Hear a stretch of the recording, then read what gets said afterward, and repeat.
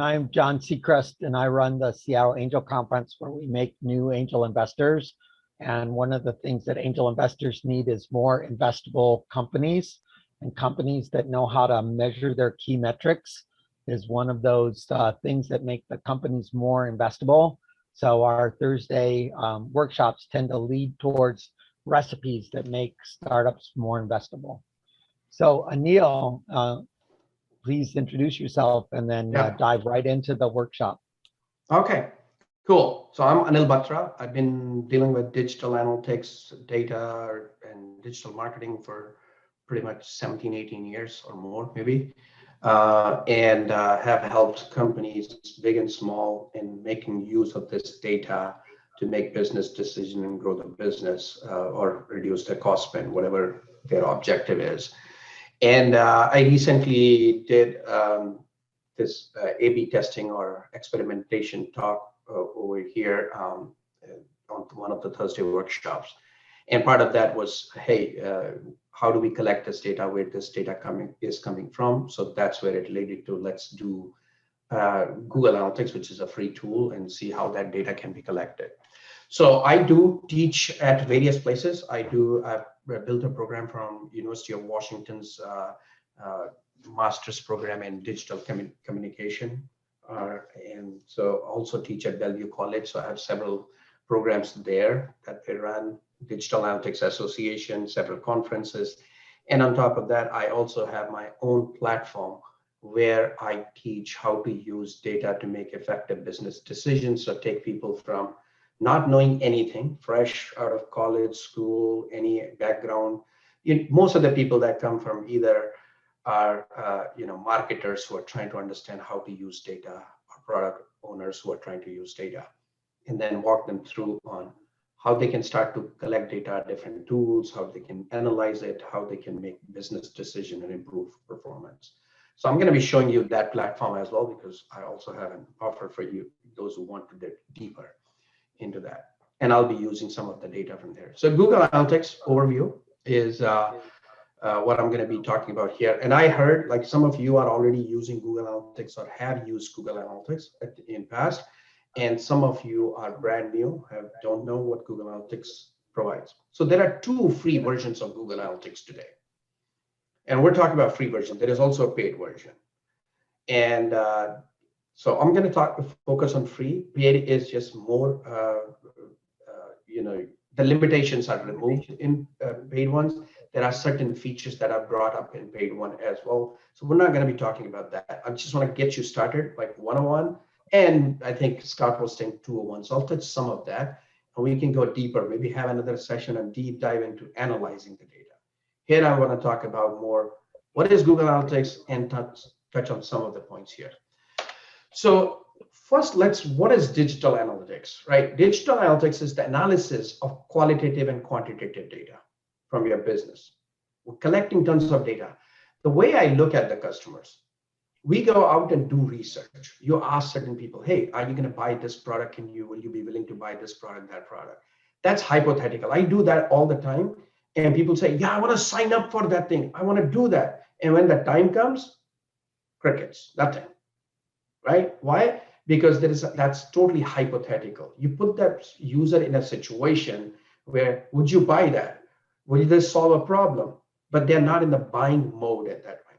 Buying mode is where you understand how they're behaving. And that's what Google Analytics, tool like Google Analytics tell you, hey, I'm sending all these emails. I think Jason was talking about email performance. They're coming to my site, but they're not buying. They're not converting. Most of the sites deal with this because the conversion rates are around 2 to 5%.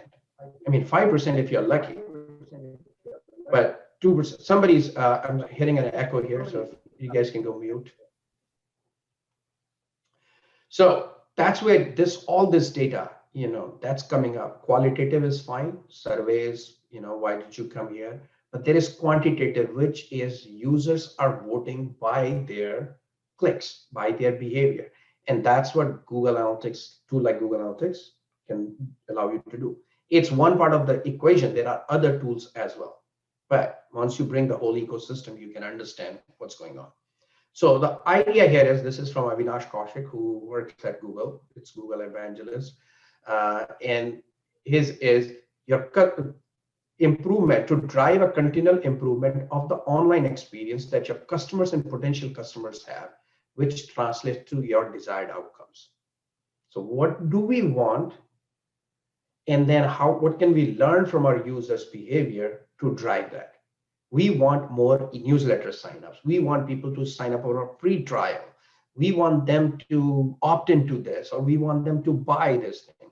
Whatever that desired outcome you want, you have to understand how users are behaving on your site to drive that. Where are the points? I mean, I think Scott mentioned bounce rate. How do you reduce that bounce rate? We'll cover what bounce rate is. We'll get there.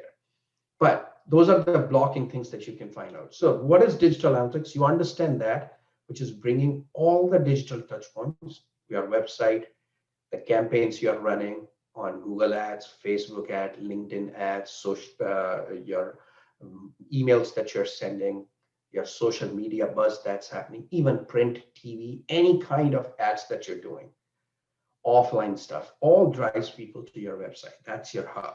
And you collect all these data. So collecting all this data and then understanding what's happening is what digital analytics allows you to do. So this is how customer purchase funnel in a very simple way hurts, right? You acquire. I'm not talking about attention, desire, and all that stuff, which is the marketing stuff, but I'm talking about how a customer comes into your site. You acquire them, right? You put a Google ad, they come to your site. That's the easiest thing people do, Facebook and Google ads. And maybe B2B scenario, you're doing LinkedIn ads.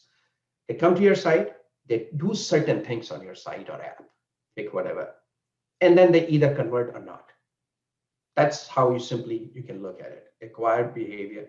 So measuring various aspects of this funnel, you can use digital analytics to do that. We'll provide you information, what's working, what's not. So you can then make informed decisions on saying, this thing is working, this thing is not, I need to tweak this. We were talking about A/B testing, right? Let's say somebody comes to your site. 90% of the people that come to your site via Google Ads might leave immediately. There might be a mismatch in what you're promoting and what user sees. And that mismatch causes them to immediately abandon your site. That's a friction point. That's called bounce. You came and you left. And when bounces happen, that's some money that's gone down the drain. There's no way of recouping that. Well, there might be other ways. That's beyond this topic. That's another thing that another workshop that we'll do, how to bring them back. But at this point, you wasted your money. You paid for the click and nothing happened. So you can learn from that. And that's what digital analytics allows you to do. What is Google Analytics? Google Analytics is a digital analytics tool. It collects data on campaign performance, acquisition, source where users are coming from, on-site interactions, which is your behavior, what's happening, and then any conversions that are happening. So you can collect those to see if we got the users, they did what they did do, and then did they convert or not. The first step in digital analytics, the most important, is define your overall business objective and measurement plan. I'm not going to go into details of how to do it, but I'm happy to help people who want to go through this. This is something that I teach in my classes on how to build a measurement plan, how to build the business objective, how to define key performance indicators, key KPIs.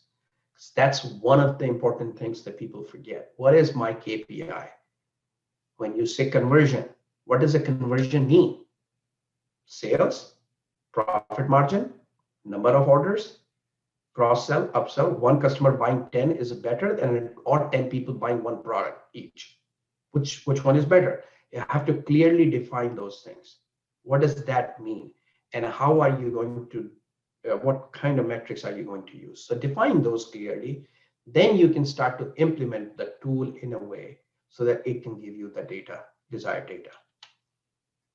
Business objectives, example is publishers create a repeat engaged audience to drive on-site advertising revenue.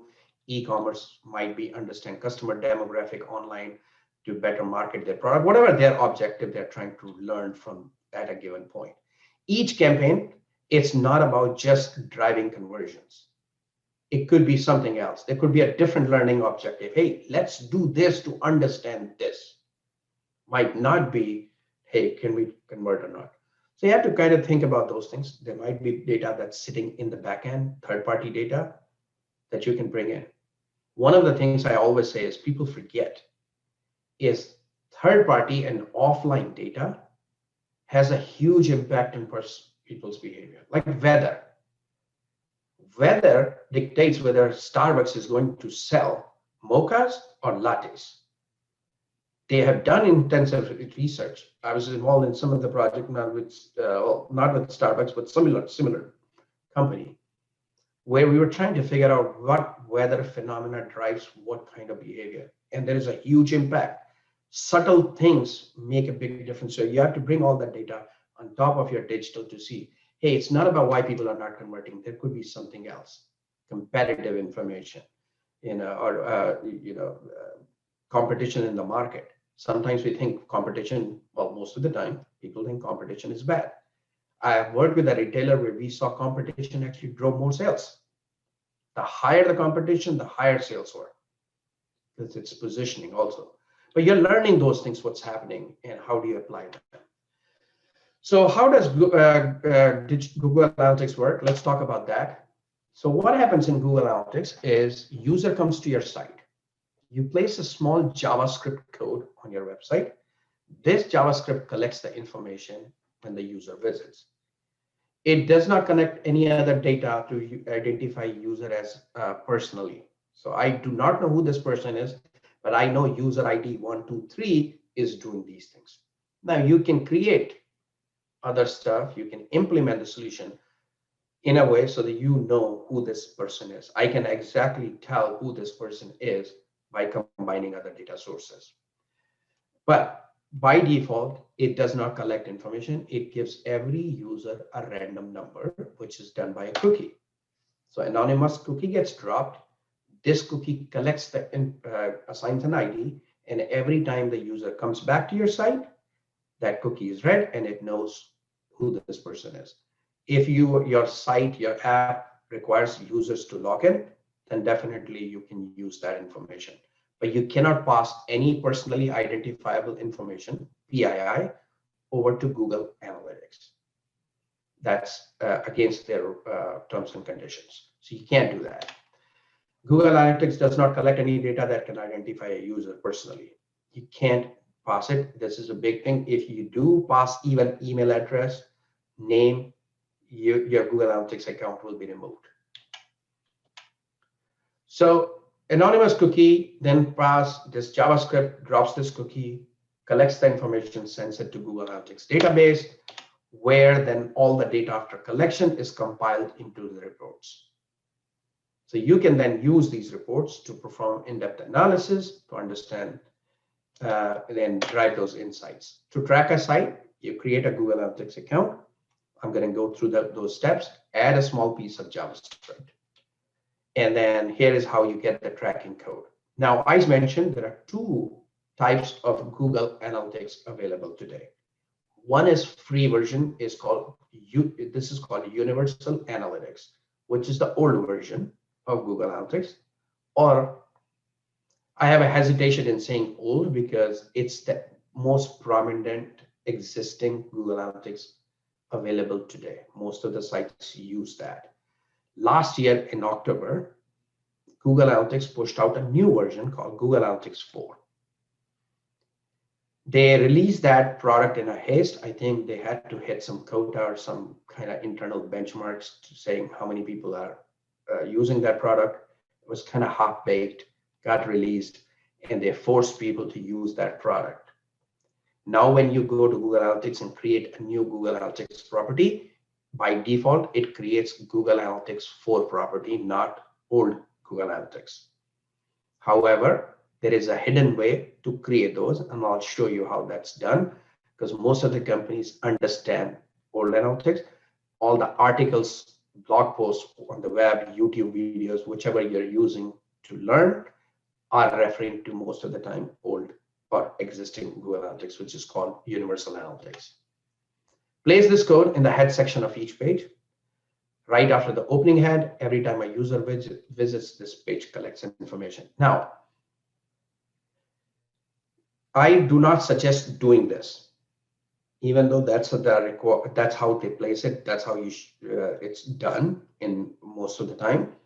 I suggest using a tag manager solution called Google Tag Manager, which allows you to decouple the page code, and the tags that you're putting. So rather than putting Google Analytics directly on your website, you're putting a tag manager code and then managing all your tag, whether it's Facebook Pixel, whether it's Google Ads conversion, Hotjar you're using, any other heat mapping tools you're using, any other conversion tracking you're using. They can go in your tag manager. You can easily remove, configure everything within a tag manager. Not going to go into details in tag manager here, because that can take another 6 or 7 hours to go through the whole thing.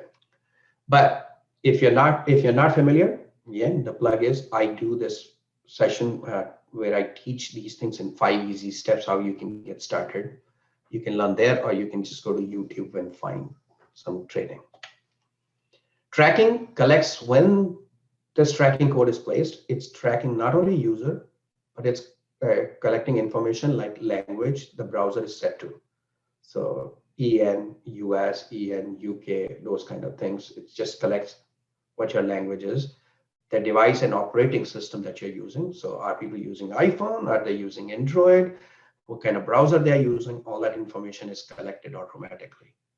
Then traffic sources such as search engines, ads they click on, social media, email, etc. All this information with some tweaks can be passed over to Google Analytics. Data in Google Analytics is not limited to just website, mobile application, website. You can even have point of sale system, online and offline both. You can pass that data. You can pass like video game console, CRM system, any kind of data that you can think makes sense for you to analyze. You can collect. By default, it's on web and mobile, but you can bring in other data sources as well. That's where the power really starts to come into play, is more than just on-site. You're now bringing other sources to understand what's happening. So here's a session. Session, basically you'll read, hey, user session starts, etc. The tracking code collects user's activity. On every page, Google Analytics group all your activities into a session. Session is like a visit. When you go to a physical store, you go in, session starts, you browse around, you look at different products, you spend certain time, and you come out. Session ends at that point. The only thing here is if you go back, the new session doesn't start unless there is a gap of 30 minutes between your visits. So every time a user comes, a session starts, but it requires 30 minutes of inactivity to be counted as a new session. So if you come out and go back, come out and go back, you're still in the same session. Okay, we went through this. Tracking code collects the information, Google Analytics processes, aggregates it, and organizes. And you can do certain configuration settings to allow you to get the required data in the way you want the data to be. Keep in mind, once analytics processes the data, it's stored in a database where it can't be changed. So you have to first think about what you want to collect and how you want to collect. Because once you make the changes, you can't go back. One of the most common problems I see with organizations, they start collecting the data without giving thoughts on what needs to be done. That's fine when you're starting out, but as your maturity in terms of data usage goes, you have to figure out what do we want to collect, how do we want to collect? Because there are so many different ways you can configure the tool, you can get the data. But most of the sites will just do basic tracking, which is fine. Once you learn, then you can do other stuff. Okay, I'm going to go into this one just to highlight certain things here. I think Scott was mentioning about, maybe Scott or no, I think it was Jason who was talking about email campaigns and stuff. How do you measure them? How do you track them? Then after that, I'm going to go into Google Analytics. So you have various campaign, newsletter, paid search, TV ad, display ad, all sending users to your site ultimately. So here you have is what you need to do is every time when you push these URLs out, if you're doing Google Analytics, Google Ads, then there is a native integration between Google Ads and Google Analytics. You just have to mark one checkbox and say, this is my account of Google Ads, this is my Google Analytics account, and they'll be connected. However, for other like emails and stuff, you have to pass certain query parameters. So let's say if you're sending user to mysite.com, you'll be passing in 3 parameters at the end. Actually, 5 is what you can go up to, but most of the time people just pass 3. Only 1 is required. And I'll show you what those are. But you got parameter 1, you pass a value, parameter 2, pass a value, etc. So what are the parameters? You have a required, which is called UTM source, and then you have 4 optional. These are 2 are recommended. What's the source? What's the medium? What's the campaign name? And then you can even pass the content and term for any testing, A/B testing that you're trying to do. So source just tells you, hey, it's a Facebook or email or Google or whatever. Medium is you can do social, Facebook. There are certain values you can pass there. Campaign could be summer campaign, buy one, get one free campaign, founder launch campaign, or whatever that is. You can pass that information. So examples, UTM medium, email, PPC, display. Source is this. So as you see, these values get passed. UTM medium is equal to email. I'm passing this. It's my newsletter. And example of the campaign is summer promotion. Content is no promo, whatever, and then promo. Maybe you're doing A/B testing. You're sending one newsletter with no promo code and the other one with a promo code to see which one drives more conversions. So when you pass this in your email for every link that's placed on your email, then this data flows into Google Analytics and you can see whether no promo or which campaign is performing. So you can start to say, hey, every time we do this, we see conversions go up. So let's do more of what we know works and identify what things are not working and tweak them. So it allows you to really see your newsletter performance, not in just terms of open clicks, but beyond the click. You can even pass terms here. So case sensitive, Google Analytics is case sensitive. Summer promotion and summer promotion are considered 2 different words. Keep that in mind. Again, a big problem. People don't think through those things. They send it, and now they have 2 line items. They can't really figure out what happened with my summer promotion without doing some calculations and processing. So keep that in mind. Avoid using spaces up, and preferably use underscore or tab to separate. Now I'm going to go to Google Analytics. We'll come back and talk about Google Analytics 4 later.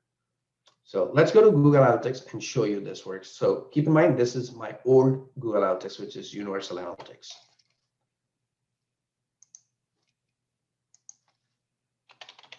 You guys still see my screen or no? What are you seeing on the screen? Yes, working great. We see your presentation. We do not see your Google Analytics. Okay, so let's go here. This is Google Analytics, the old version.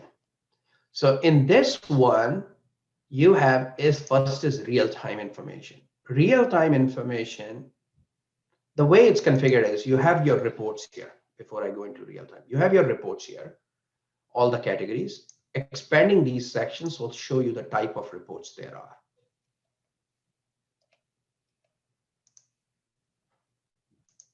Okay, so you'll come in this section. When you're starting out, first you'll go to admin section. Once you set up your Google Analytics account, it will take you there. That's where you will get your tracking code that I was talking about. So tracking code is right here. This is the code that needs to go on all your pages. That's the code that collects the information. However, like I said, you don't put this directly on your website. You use Google Tag Manager. And you can find out how to use it right here. Step by step, I go through that in the program, but you go through that. Okay, so once that tracking code is there, it'll start to collect all that data. Then once that data starts to come in, you'll see in your real-time report what's happening on your site at that given moment. How many people are there, where they are coming from, traffic source, keywords. Keywords does not get passed anymore from search engines. And then active pages, where are they right now? Location tells you the location they are, so you can see which countries they are visiting from. You can drill down into locations to see the city, state information right here, where they are coming from. There is an active user here. And this is all based on the IP address. Not accurate, 100% accurate, but gives you close idea. Traffic sources, where they are coming from, and then the content they are looking at. Events that are happening, and we'll cover events. Events are certain activities that people do on your website. You can track any user interaction or page interaction that can be tracked as events. So let's say a user is scrolling on the page, I can track that as an event. User is downloading a white paper, I can track that as an event. Did they see an ad? I can track that as an event. Did they click on an ad? I can see that as an event. They clicked on a button, I can track that as an event. Every action I can track. And that's why, since you can track a bunch of stuff, you have to be really careful in what you want to track so that you can put the right code on your site to track it. Then you have audience. Audience is all about users. Very, very powerful information. And I'm going to go over that in a minute. You have acquisition that tells you how you're acquiring the users, where they're coming from. Behavior is on-site behavior, and then conversions is whether they are converting or not. Audience tells you information about your users. So key things here are to look at their demographic information. This is all collected by Google. It's not your data. When a user comes to your site, Google has lots of information about them because they might have a Gmail account, they might have done some searches, they might have used some Google product, they might have visited a site that has Google Analytics code, etc. So they have lots of information. They can provide that to you for free. You can look at that. Only 17% of the users who are coming on this site we have information on. So you got 17% people, we have age information. And let me just move this, 17.89, same percent, 82% we have age, 17.89 we have the gender information of those users that are coming here. You also get interest information. So if your target, hey, I'm selling these products, my target is this age range, this demographic, you can go in here and find out. Also, if you want to know what are these people interested in other than mice coming to my site, what are they looking for on Google, you can find that information here. For this particular site, they are technology mobile enthusiasts, most of them are, and you can look at what other things they're interested in. What are they currently looking for at Google? They are searching for financial services, investment services, business services. A lot of users are doing that.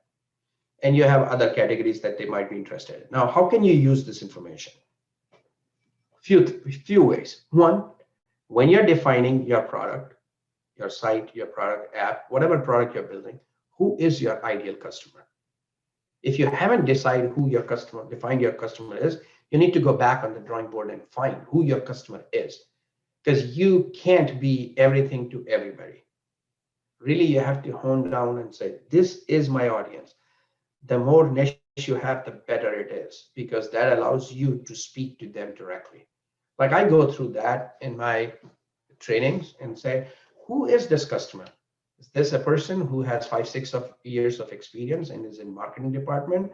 In marketing, what are they doing? Are they branding? Are they doing email marketing? Are they doing SEO, paid search? Whatever they're doing, get clear on that.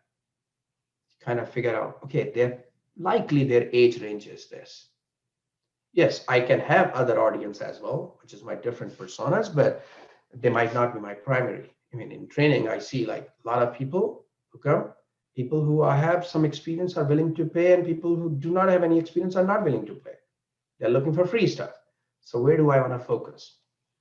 So that's the kind of things you can use to understand, hey, are they really, I'm hitting the right audience? Are they technology enthusiasts? Are they into sports? Maybe it aligns with what you're selling. Second, you can also use this to build partnerships. Most of my people are looking for financial services. Is there anybody in my network that I can reach out? Because if most of the people who visit also visit there, maybe other people that I'm not reaching, I can reach by this channel. So it helps in media planning, partnerships, whatever you're doing. It can help there as well. So you can identify those places and work with them. Maybe your branding, your messages that you're putting will align to them. You're selling something. If they're looking for financial services, can you craft your message in a way that aligns with their thinking, what they're in market for? Those things you can use. So powerful, you can use this, and this is the free data that's coming from Google Analytics. You have geolocation and what they are doing, what language they're using. This is from browser language.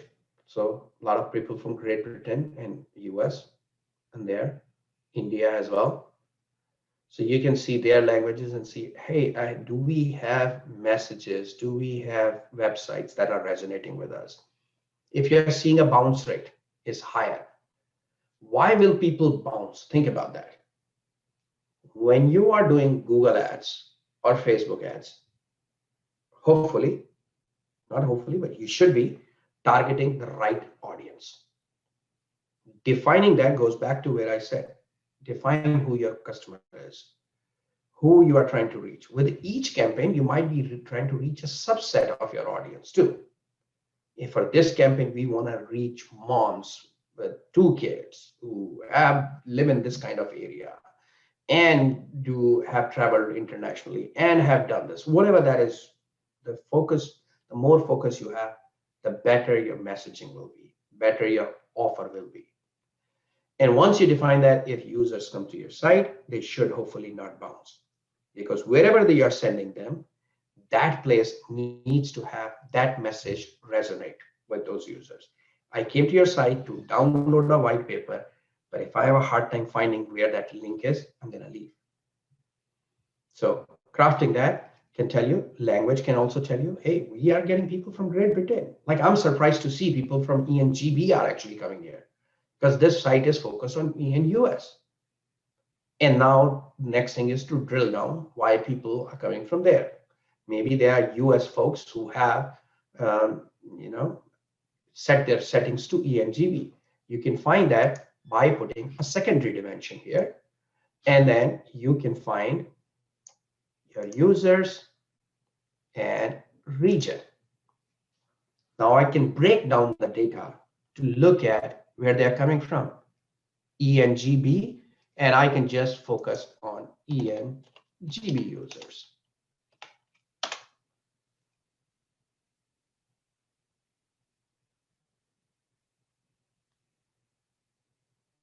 Or you can sort it down by here. So ENGB seems like a lot of people, England, India even, are coming.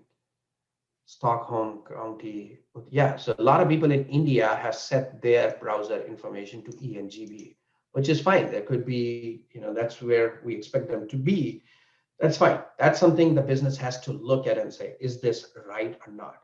Not expecting people from England, people from India are expected to an extent there. Now, I don't know what this Stockholm County is, because that's a lot of people from there are coming. So that's how you can drill down. There are other things you can do, but secondary dimension is a way to drill further down into your data. All right. Then you look at the technology they are using. That also is a factor why people would leave, because if it's your website might have been built for Chrome, but not taking Edge into account. If people are coming from Edge, that might be a problem. In this case, if you build everything around Microsoft Edge, then maybe you're leaking users here. So the bounce rate, for those who want to know, is right here.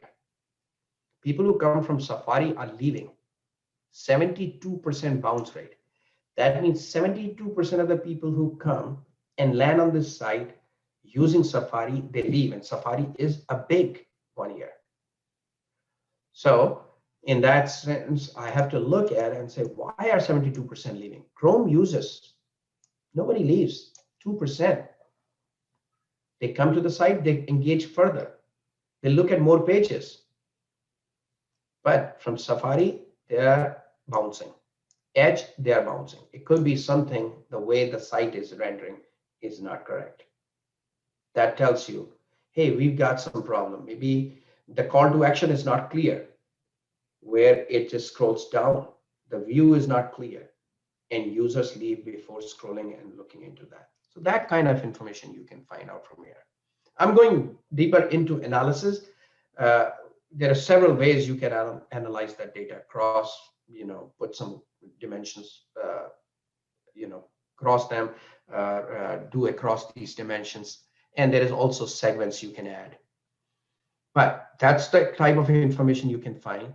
You have acquisition, which tells you your traffic, which channels your traffic is coming from.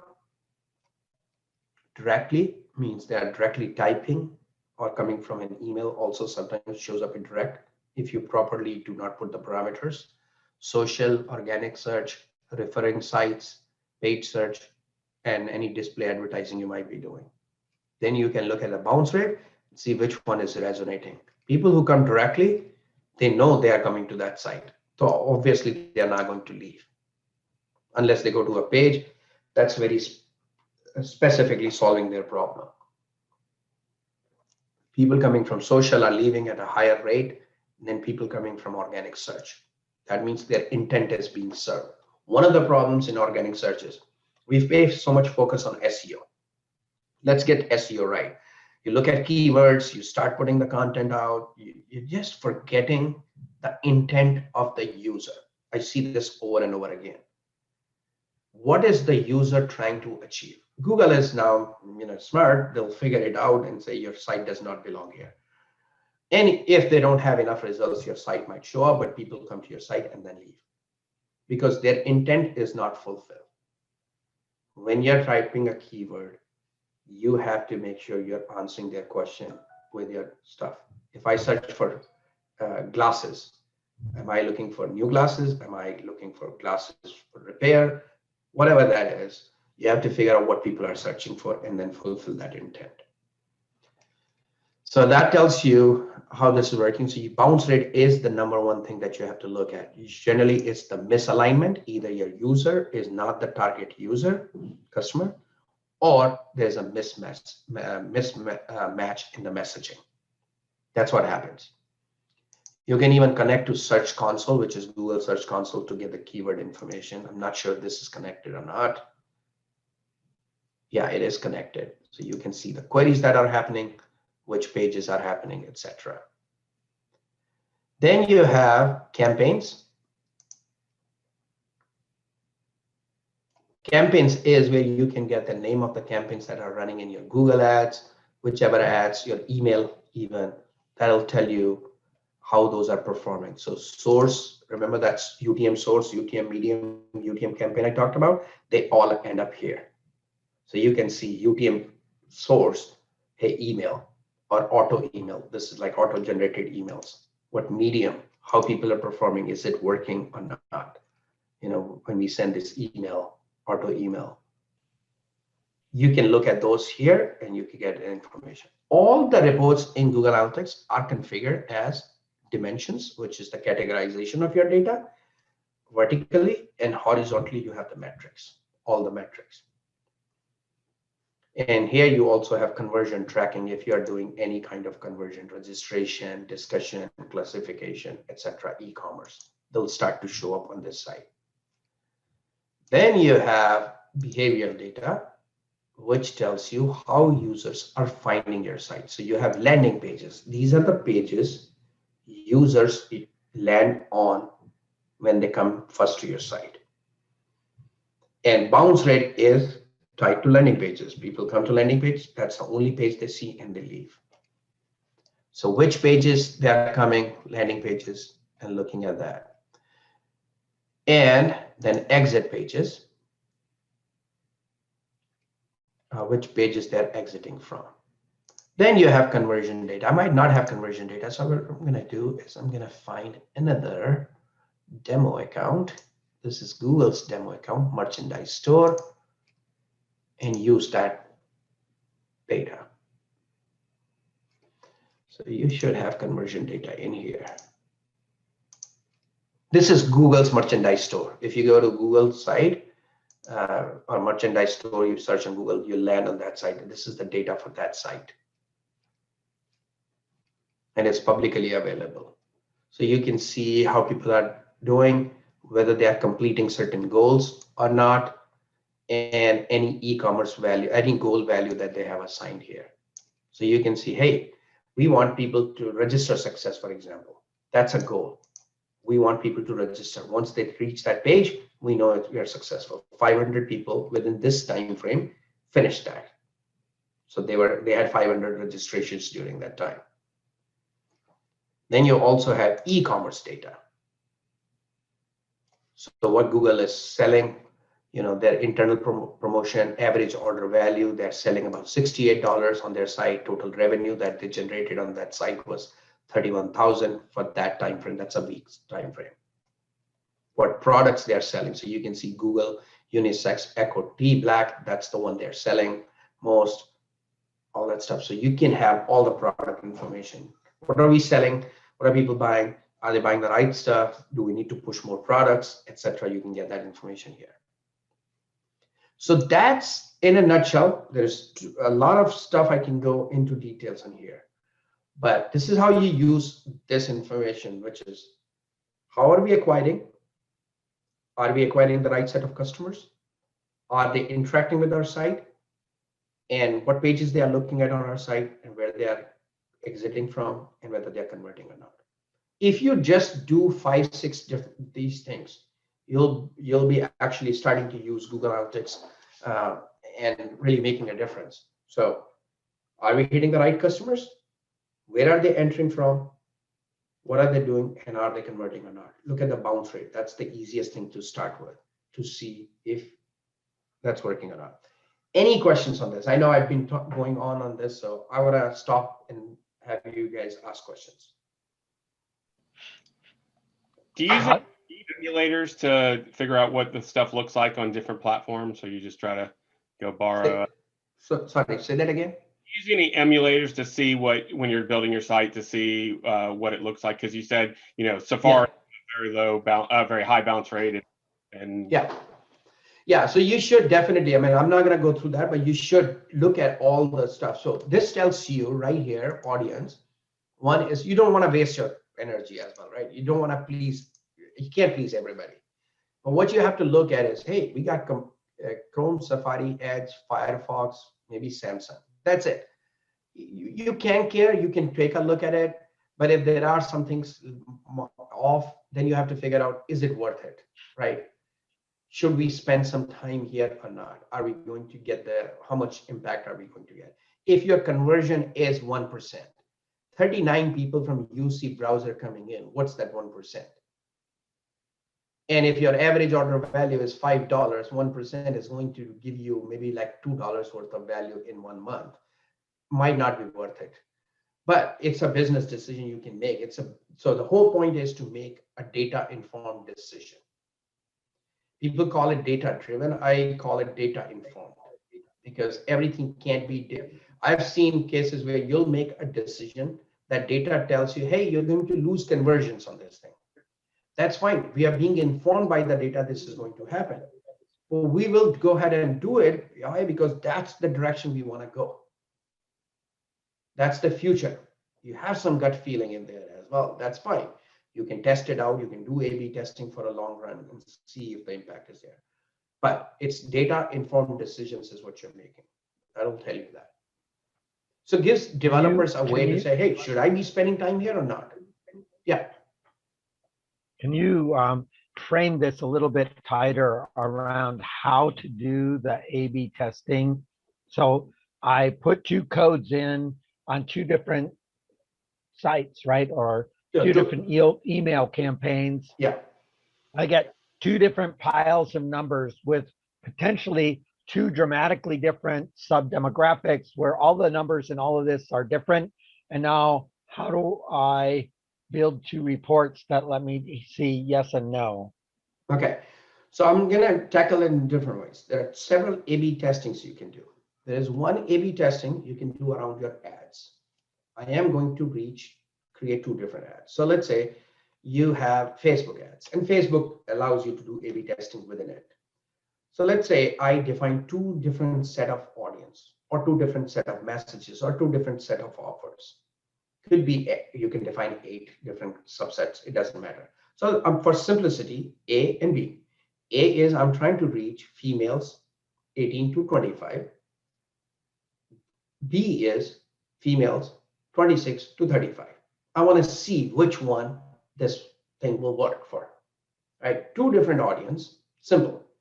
You create two different ads for them, or maybe same ad, but two different audience, because you're trying to test which audience my product will resonate with.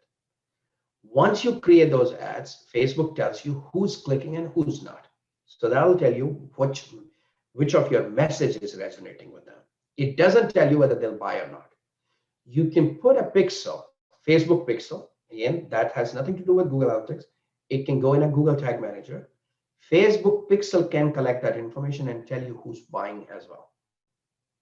So not only clicking, but who's buying it. Where Google Analytics come into play, let's say you find out the message resonates with both of them. Simple case again. And you can see both of them are clicking.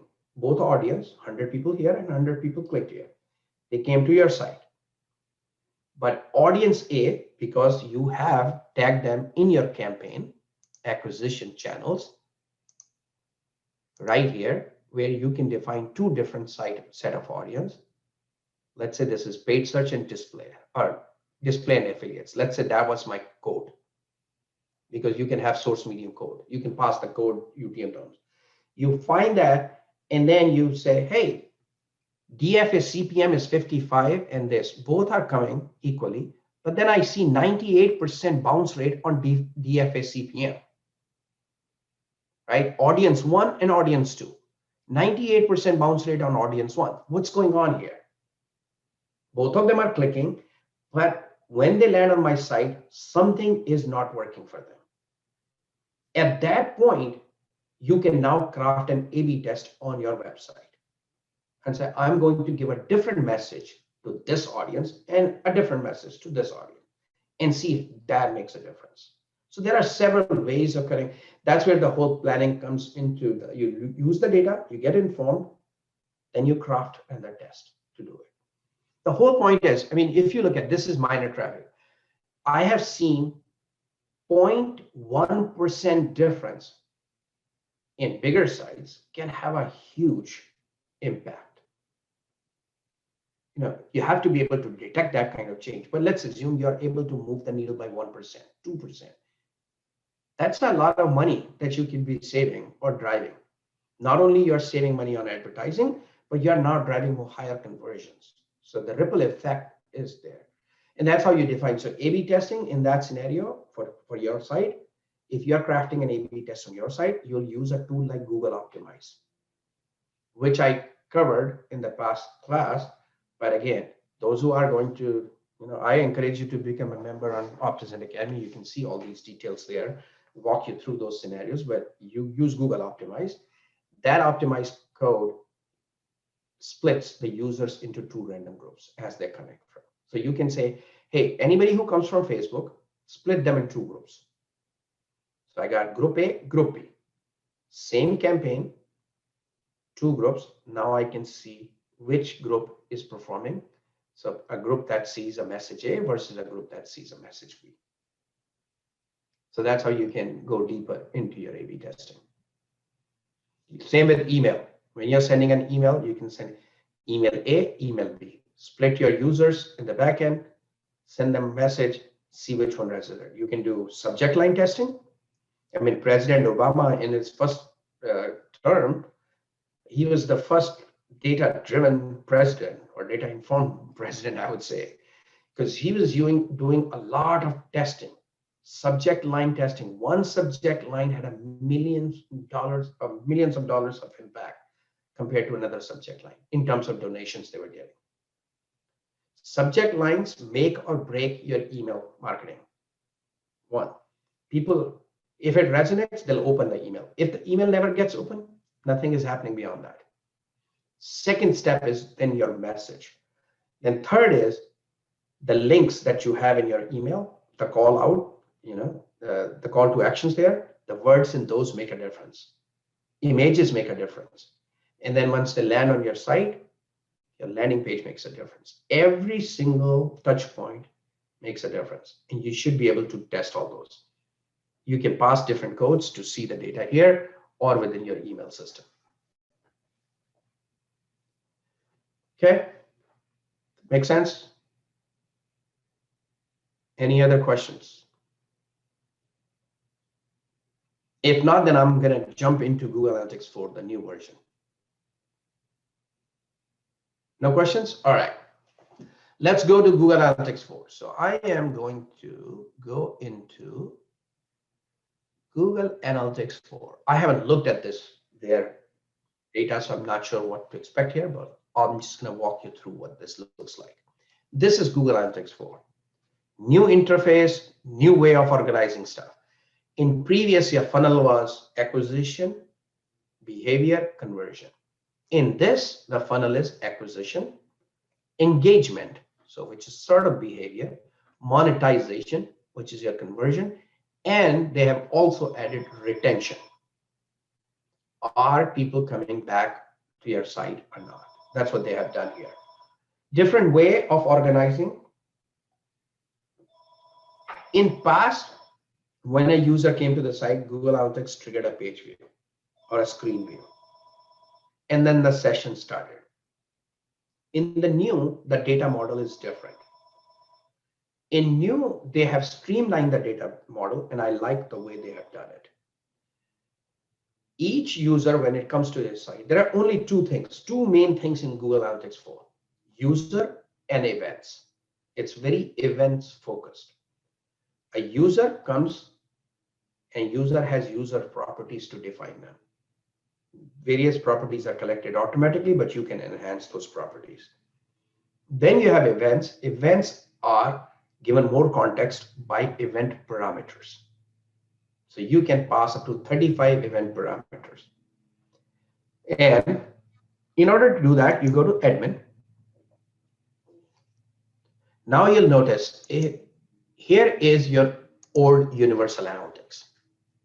You see 3 panels in admin. One is your account, top level. If within an account, you can have multiple properties. Properties are tied to generally your website. So a unique website will have its own property most of the time. And then within that property, you can create multiple views. Views are a way to look at the data. You could have e-commerce view for your e-commerce team.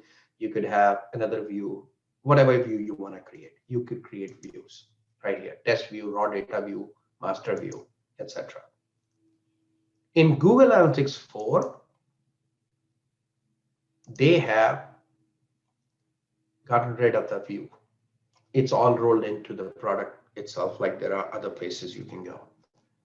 You have property settings. It's very streamlined. All you have is an account and properties. Go to property settings. You can see what this site is about. And then you have data streams, which is like a streams of data coming from different places. So you could pass in the way they have done it to allow you to easily pass various data streams. So let's say you're collecting on the website, you're collecting in this in-store checkouts. You can pass all that information over to Google Analytics 4 or from your app. Everything can come in one place. Clicking on this, and when you're trying to set a new property, you'll see this information that you have certain events that are automatically captured. Page view is an event. User, when they scroll to 90% of your website, that's captured as an automatic event, and it's called enhanced measurement. Outbound click, when user clicks on a link on your site and leaves the site, that's captured as a click. An event. Site search, when things are happening on your site. Actually, 1, 2, 3, 4. Yeah, they have less. Let me go to another property and show you that here. I'm gonna go to Anil Batra account.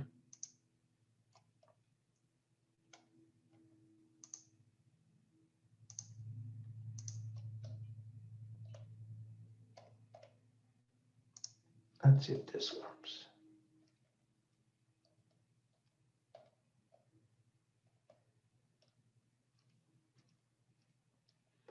For course, I think, yeah, that's the one I can do.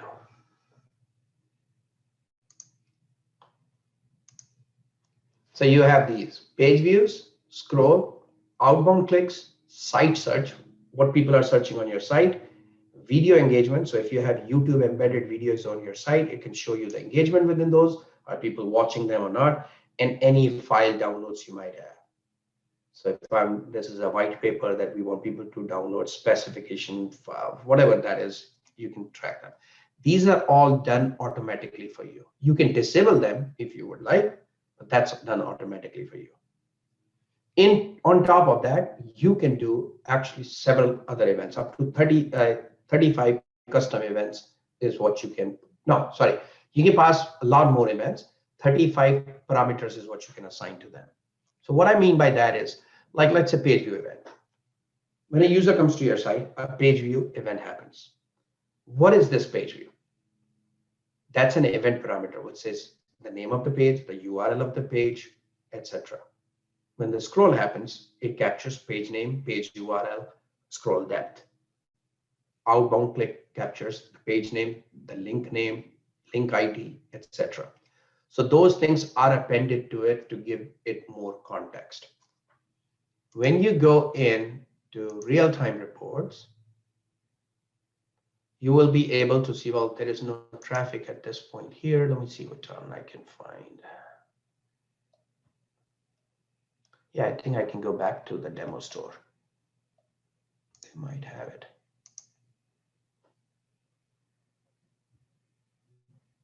Yeah. So right now in real time, you can see there are 121 users on this site. You have these events. Page view, user engagement, scroll, etc. When you click on it, you can see all the parameters that are being collected with this. Session number, session ID, page title, page location, page referrer, ignore referrer, clean event, whatever parameters they want to pass, they're passing it here, campaign, medium, etc. So each of these gives you more context into what this event is.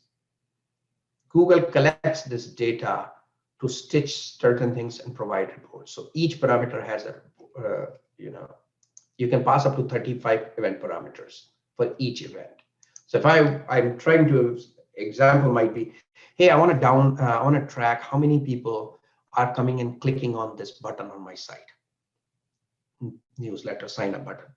I want to pass parameters like where they came from, who this user is, the device they're using. I mean, I'm just making up, but stuff, you can define any kind of parameters you want to give more context to what's happening. That's what event parameters are. Different way of tackling than Universal Analytics was doing.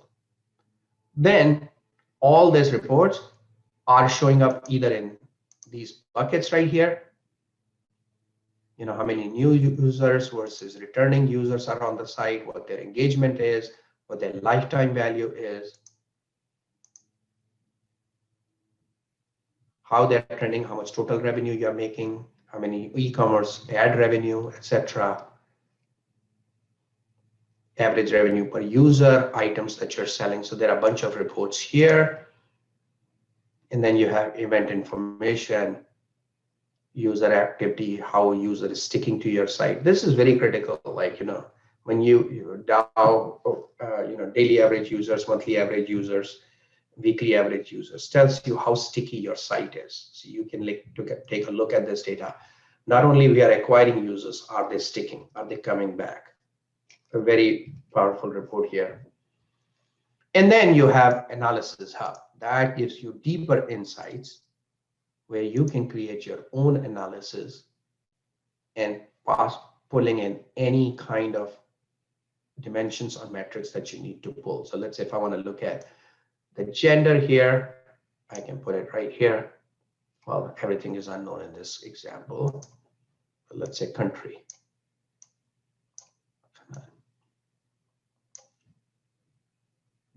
That gives me the country breakdown of users.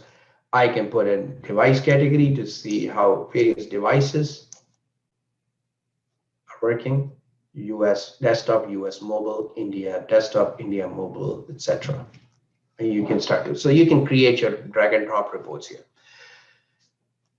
All right, this is an overview of Google Analytics, both Universal and GA4. I went through it very quickly. Hope this made sense.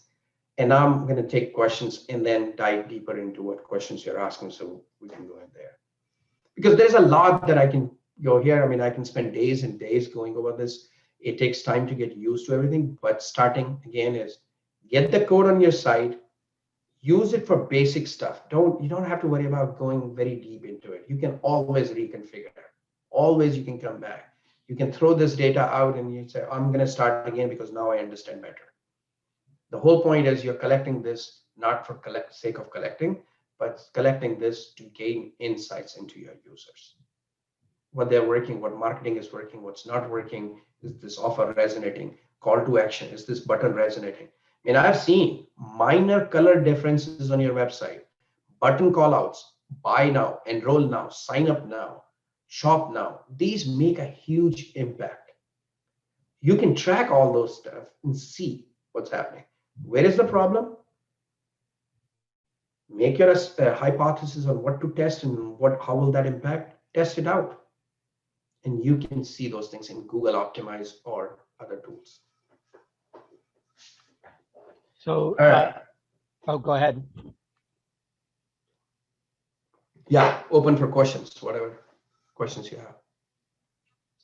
So as an example of a place where we're struggling, we have tickets on Eventbrite, and we're trying to track the effectiveness of our ticket sales ad campaign on Facebook.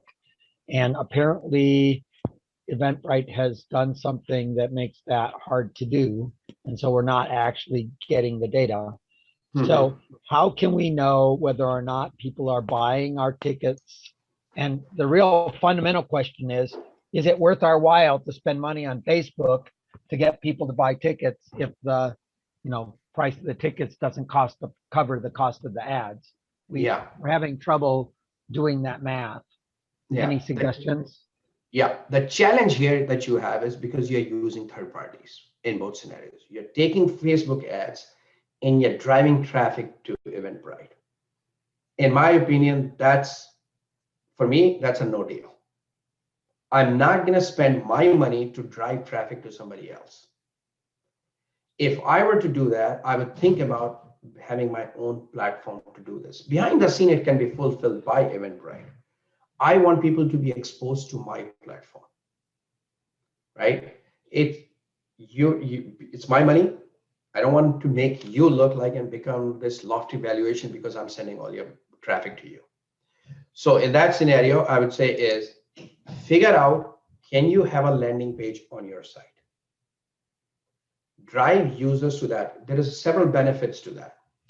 You drive from Facebook, you pay the Facebook, you get these people on your website. One, you get a pixel, return pixel. In future, you can then see, hey, people who actually bought or clicked on this button, I am going to only target them or people like them. So you can't do that when you do not have that pixel. Eventbrite can do that. Now, what you have done is enable Eventbrite to know, every time I do this, now I know these people are interested in startup events. They bought this. People who from Facebook, they can use that to even grow their base. So my suggestion is create a landing page on your site, the whole process if you can. If not, at least the landing page. Then you'll know what percentage of people click on the button. You still won't get how many converted, but at least you'll have one step in the middle that you have the data for, and then you own that data. So set up a landing page where they come to, and then if I can, process it directly with PayPal or whatever.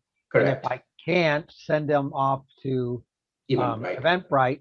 Can I then send them back to my website after they buy the ticket from Eventbrite?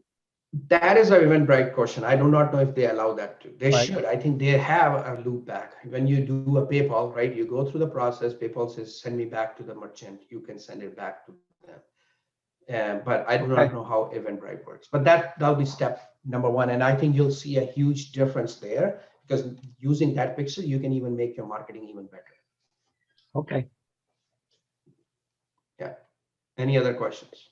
Jason, you got a question? Yeah, so I'm wondering, just so I'm clear, so I can add a tag from Google into an email and track the performance. Basically, can I track a specific person via email and see, like, let's say I'm emailing somebody from University of Washington, and Yes. can I track that individual person using that code? And so then if they click through to, say, a poster content or something like that, can I basically, I'm just interested in following up with individuals that have shown an interest in some aspect of my product via an email marketing campaign of some sort. Yes, you can. However, it's not simple. Okay. So let's break it down step by step. One, you can create the URLs, as I mentioned. It's called URL builder. So if I go in here and I call it honeybee, okay, URL builder. I'm not sure what I clicked on. And why is it going? Oh, my son set it up to Bing because he gets some points here or something.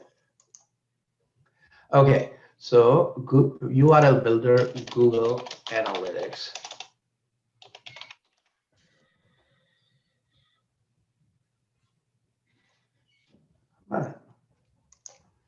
Okay, it's called, Google Analytics URL builder or campaign builder. Not this one, somebody else's thing, spreadsheet right here.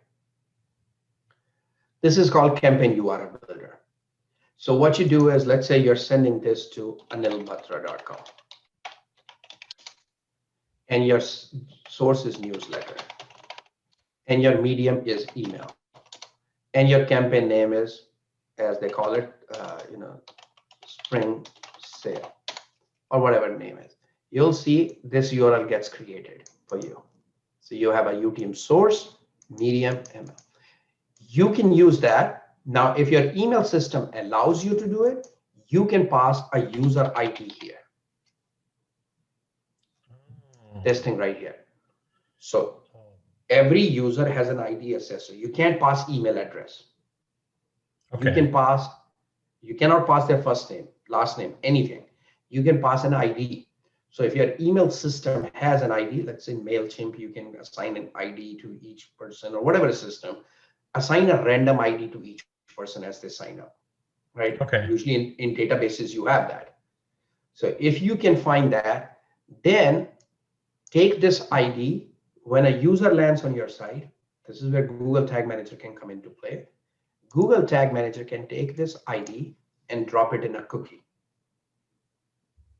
So when they come to your site, now you have an ID in the cookie. Maybe you already had an ID in the cookie if you allow users to log in. Then you don't even need that. If they land on your site with this, you know who that user is.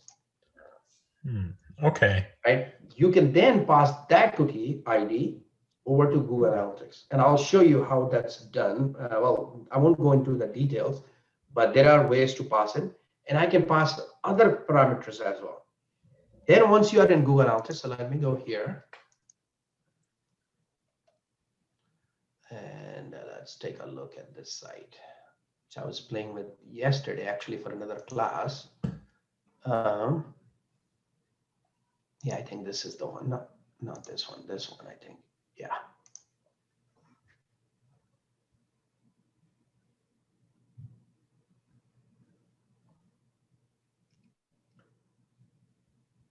Not sure why it's so slow, but Once it comes back, then we'll talk. But that's how you can do it. So you tie offline and online data, you're bringing it in Google Analytics. Now you know exactly who that person is.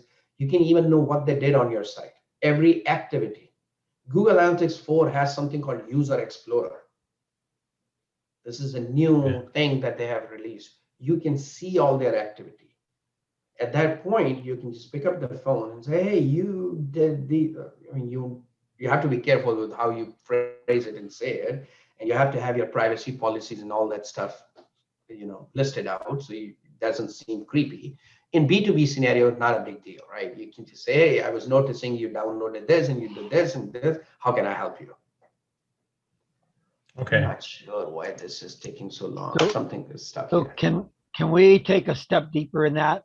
Yeah. Jason goes and he finds, 1,000 people that are prospects that he really wants to go after. He puts a code in.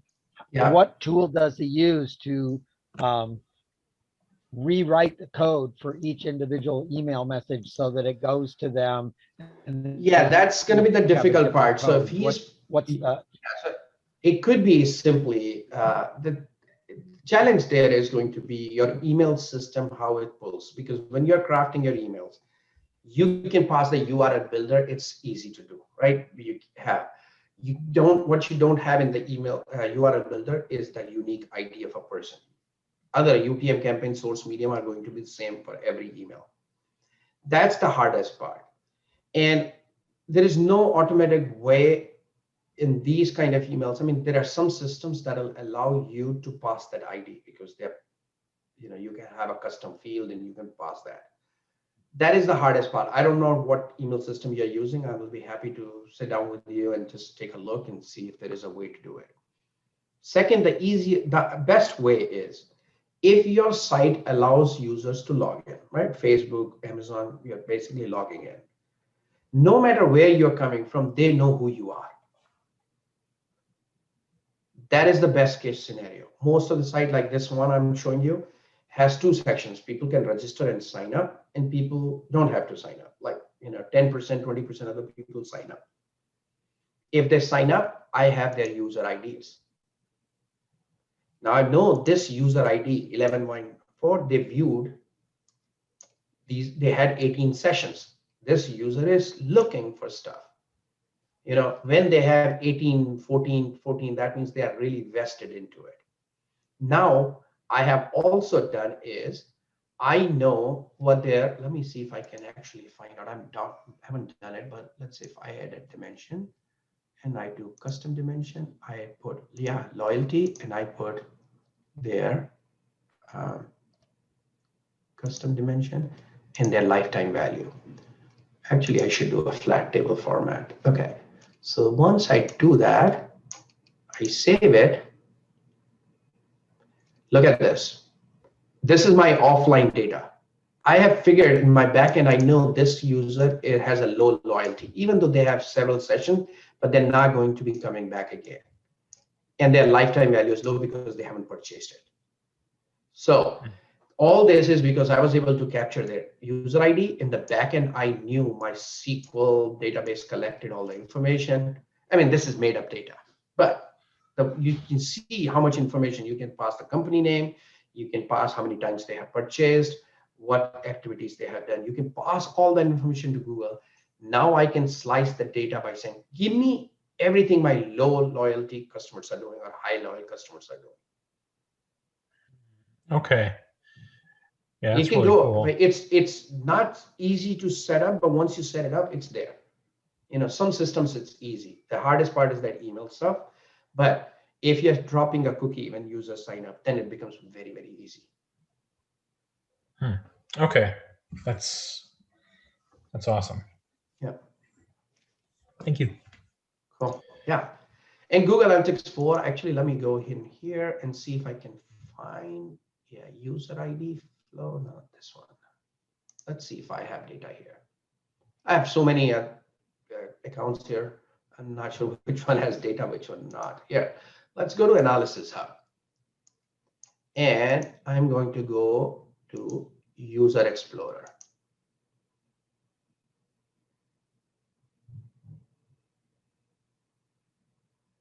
look at, so this is an anonymous user. That's an ID that's assigned by Google. This one is a known user. And this user tells me what they did. So on 16th, they did a page view. They went scroll, the page view, page session started. And that depends on what events I'm tracking. I can track a bunch of events on them. I'm not tracking many events here. On May 4th, so they did on May 4th, then they came back on May 16th, and that's it. Maybe there was more. All the activities that they did, look at this. Page view, they scroll, page view, scroll, page view, all the activities. So if I were tracking like what 5 pages they downloaded, what kind of buttons they clicked, I can track all that. So I know this user from, I know their location, but if you have the backend data, then I can just know like who they are, their name, etc.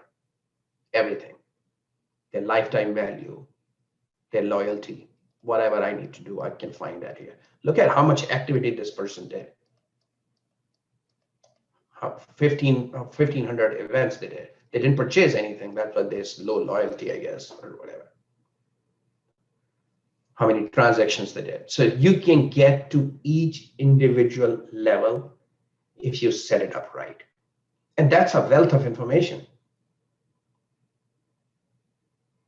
right? That's the missing piece. I know somebody came from this company in B2B scenario. I have no idea what they did. This tells you that. And you can go back with a much more informed messaging to them. You can even target much better message to them. Somebody who has already gone through 3 white papers, you don't want to show them the first one again. You want to show the most logical next white paper or product or offering or deal. It's a lot of work to kind of figure it out, but once you do that, like automatic, there are so many ways. Now I'll show you another way. I haven't figured that out in GA4 yet. I will figure it out, but here, another way to do it. Let's say here, I'm here, main site. This is my playing site. I built this site 25 years ago and sold the database years ago to somebody. But since then, the site has been running. But here's what you can do. So let's say you are in your acquisition mode. Just any place you can go.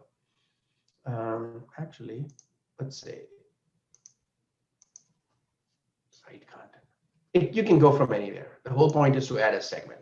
So let's say I create a segment. That's a new segment.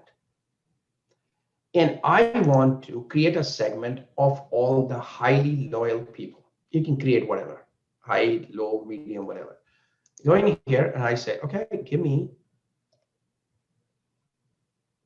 custom dimension because it's through a custom dimension. That's a whole process you need to go through. And I pick loyalty because that's the data that Google doesn't capture. I have enhanced the data from my offline data. And then I start typing in high. Okay, so these are my highly loyal customers. And I call them high loyal, whatever, just name it. You got that? Okay, so now I can see how my highly loyal customers are doing on my site. That's one way of doing stuff. Second thing you can do is when you go to add segment, find the segment that you just created. High loyal, I think this is the one I created just now. And as you can see, I keep doing these demos to show how this works. But then I can go over actions and I can say build audience. So this is John, back to your answer. If you're doing Google ads, this will be very, very critical. Like you can say, who is clicking? I can then create an audience for people who are clicking. What happened here? It's still loading. I'm not sure why it's taking so long. Maybe my Facebook is messing it up. Sunspots. So once you do that, these audience, and you build that audience, then you can send it over to Google Ads and similar stuff you can do with Facebook. There's a different process to go through, but Google Ads and say, show my ad to these people. So you're not wasting your ad dollars. You're saying, I know people for the past 2 years, I've been collecting this data on who comes and who buys tickets. I can reach out to them here, or people who have shown interest and I can reach out to them. Or you can even expand it, say, give me people like this. And they will expand and match their base and say, people like this, they have several algorithms that run to give you people like that. Is that a recipe that we should write or run a workshop around? Yeah, Because we can definitely people do often, that. yeah, people think that if you want to find lookalike audiences, you go to Facebook. But you just said that we can do lookalike audiences for Google. Yeah, you can pass that information over to Google and they can do it. So here, let's say, hi. Next step, add your destination. I can pick my Google Ads account and then I can publish it. And now Google Ads will have this audience. Remarketing list, remarketing, display or users who return to your site, etc. So you can do that here. Now, once you send it, it'll be published to your Google account, and that's where you can go do it.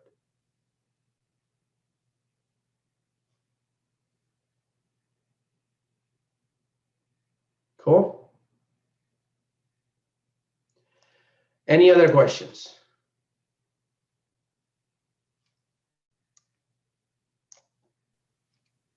How do we keep from getting lost in the weeds with 50 million details and always spending 100% of our time tweaking things and yet not actually getting to results? Yeah, so as you saw, it's like full of information right here. There's too much data here, right? So what you need to do is really focus on few things. Get started. Look at landing pages. I think either Jason or Scott, I don't know who was talking about that. I think you said landing pages. Look at that. Bounce rate is happening on landing pages. That's where the low-hanging fruit is. Start from there. Don't worry about anything. You can also, the other thing I would say is audience. Make sure you're reaching the right audience. That's it. If you start there, then you'll start to get a lot of information. Obviously, if you're spending ads, you might want to focus just on your ads and hey, we're spending tons of money on Facebook. Let's just create something that will allow us to get deeper insight onto people who are coming from Facebook.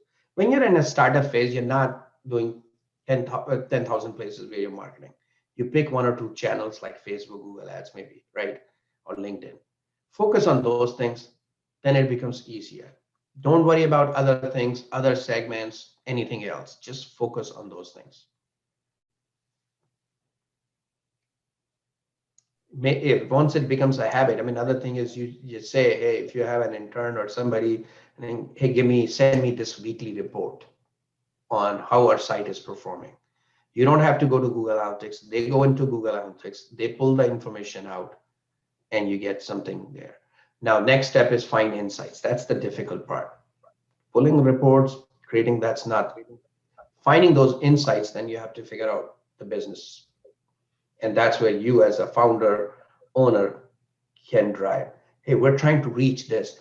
Our goal is not to make money at this point. Everybody wants to make money, but maybe it's the growth that we're after. How can we grow this? I'm seeing only 10% growth. Yes, we're making money from those people, but I want aggressive growth. I want 100% growth. Why are we not getting enough visitors here? And why not making them stick? Why are you putting buy now button on the landing page? I don't want buy now. I just want them to give us their contact information. Those are the kind of things you can look at. Every few months, month over month, or a few months, you'll have a different objective. That's what you're trying to drive. Have an intern do these things. Send them to my trainings and we'll get them trained so that you get the right insights. Do other folks have questions?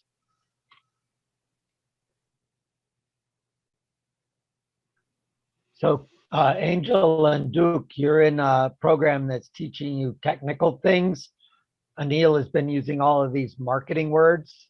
So What are the things that you need to know so you can bridge between the marketing words and the technical task at hand? Because the business owners are not going to be able to do anything other than to say, make Google Ads work or make the website work. And so then what do you need to ask the marketing person so that you can do the technical task of instrumenting the website?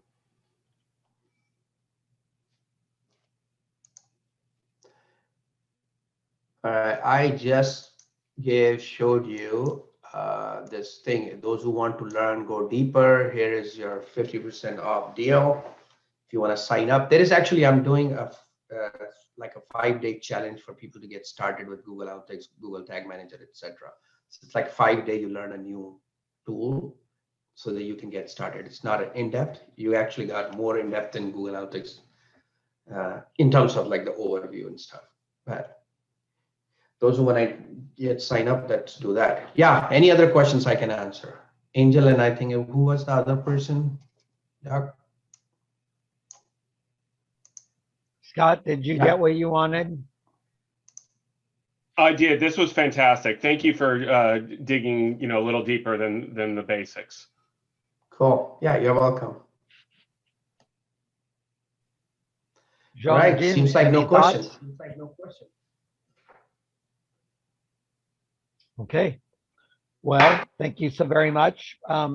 We are going to continue our workshop series very heavily in June. I have all of June planned out and posting those relatively soon. We will skip next week, but June 1st we'll start with Tuesday evening workshops and mostly focused around the Angel Conference, but there'll continue to be an ongoing set of Thursday workshops that are mostly focused on recipes and being effective with your company to make it more investable. So thank you for coming. Please let us know what we can do that will help you be more effective. And thank you so very much, Anil. I really appreciate it. Cool. Oh, All right. and we will edit this and we will put this talk up on the website, the YouTube channel I put into the chat. And so on the Seattle Angel YouTube channel, we have a bunch of our past workshops. Thanks very much. Hey, Bye-bye. John, one thing. Okay, I'll reach out to you separately. No, that's fine. Yeah, I was just going to What's say is the editing part. So there is something where I showed the account number. If you can edit that out, Google Ads account number. So. Okay. Yeah. Okay, Cool. I'll tell Tom. All right. Bye-bye, everyone. All right. Thank you so much, Thank you Anil. so much. Yes, you're welcome. Yeah. Thanks. Bye. Thank you, John. Thanks. See you. Thank you. Bye. Bye-bye. Bye.